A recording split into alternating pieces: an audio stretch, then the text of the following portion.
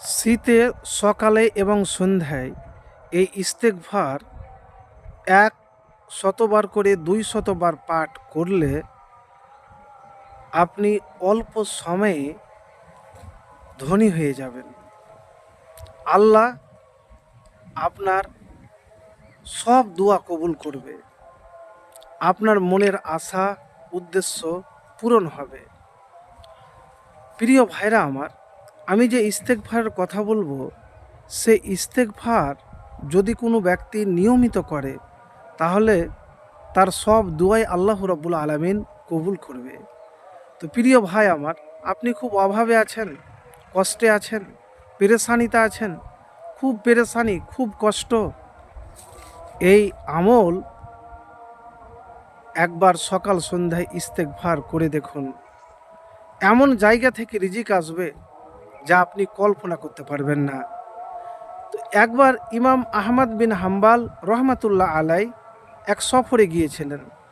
তো সফরে যেয়ে মসজিদে নামাজ পড়ার পরে বললেন যে আমি থাকবো, কিন্তু সেখানে থাকতে পেলেন না, বলে মসজিদে থাকতে দেওয়া হবে না। তিনি তখন রাস্তার ধারে এসে এক রুটি বিক্রেতা রুটি তৈরি করছিলেন আর বিক্রি করছিলেন। তো ওই জায়গাতে এসে বলছে যে আমি ভাই রাতখানটা তোমার কাছে আমি একটু থাকবো, দাঁড়াবো। তখন বলছে ঠিক আছে, আস্তাগফিরুল্লাহ। এরপরে আবার যখন কাউকে রুটি দিচ্ছেন তখন বলছেন আস্তাগফিরুল্লাহ। তারপরে আবার পয়সা নিচ্ছেন তখন বলছে আলহামদুলিল্লাহ, আস্তাগফিরুল্লাহ। তো এই আস্তাগফিরুল্লাহ উঠতে বসতে চলাফেরাতে বলতেই আছেন। তখন ইমাম আহমদ বিন হাম্বাল তাকে প্রশ্ন করলেন যে আচ্ছা, তুমি আস্তাগফিরুল্লাহ যে বলছো এত, কারণ কি?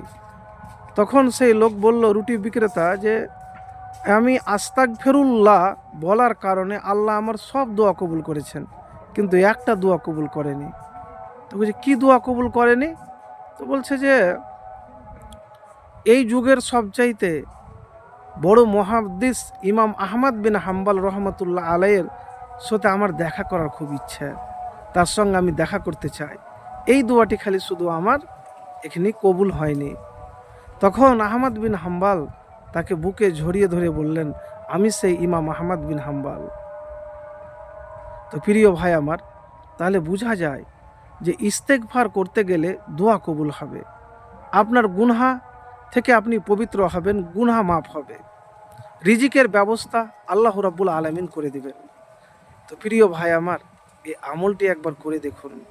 আপনার যে অভাবে আছেন, খুব কষ্টে আছেন, দোয়া কবুল হয় না, সকাল সন্ধ্যাতে ১০০বার করে ২০০বার বা যতবার তার চাইতে বেশি পারবেন ইস্তেগফার করুন। আপনার সব দুশ্চিন্তা, পেরেশানি, কষ্ট দূর হয়ে যাবে ইনশাআল্লাহ। প্রিয় ভাইরা আমার, রাসূলুল্লাহ সাল্লাল্লাহু আলাইহি সাল্লাম বলেছেন, যে ব্যক্তি বেশি বেশি করে ইস্তেগফার করে, আল্লাহর কাছে ক্ষমা চায়, তার সকল দুশ্চিন্তা, পেরেশানি থেকে উত্তরণের পথ বের করে দিবেন। তার যে জীবনের সমস্যা আছে সব সমস্যা দূর হয়ে যাবে এবং তাকে এমন জায়গা থেকে রিজিক দেওয়া হবে সে কল্পনা করতে পারবে না। তো ভাই আমার, বন্ধু আমার, এতটুকুন বলবো, জীবনে যদি দ্রুত কিছু জিনিস পেতে চান তাহলে আপনি ইস্তেগফার করুন। ইস্তেগফার করলে জীবনের যত রকমের সমস্যা আছে, অভাব, বিপদ, পেরেশানি, সব আপনার জীবন থেকে দূর হবে, আপনার দুনিয়ার জীবন সুখের হবে, সুন্দর হবে।